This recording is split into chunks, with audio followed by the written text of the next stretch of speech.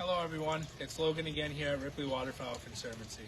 Another big part of our mission here at the Conservancy is water conservation. So as you can imagine, and a joke that we like to tell everyone is you can't have waterfowl without water.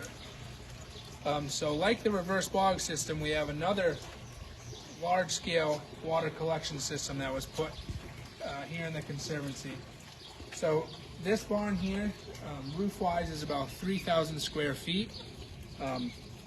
The water that comes from rain comes down this roof and is collected in gutters, and then comes from a downspout, which is then put into a underground filter system right here, and then it's pumped into a 17,000 gallon water collection system.